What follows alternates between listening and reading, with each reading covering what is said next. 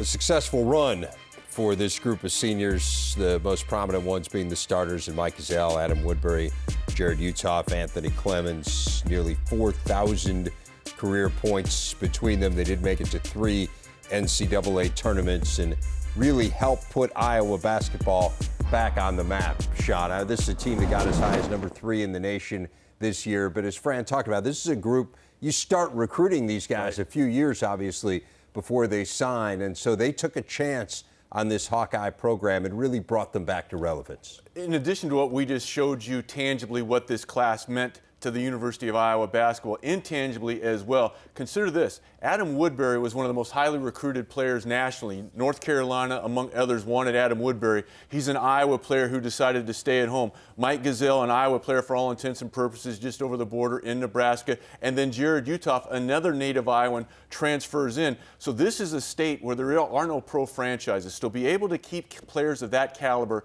in-state, especially given the state of the program, when they made that commitment to Coach Fran McCaffery in Iowa, they had fallen on hard times, not just in terms of wins and losses. Attendance was down. And these guys, even though they go out on a disappointing note, they have nothing of which to be ashamed because of the way they elevated the program across the board. No, absolutely, and it's a cycle, and this was the first cycle of guys who came through. And look, certainly Aaron White and Gabe Olashaney and some other guys along the way who preceded them. But this is the first kind of full cycle of players here, and now we'll see what the next cycle brings. But obviously Iowa is in a much better spot, as you said, than they were when those guys climbed aboard.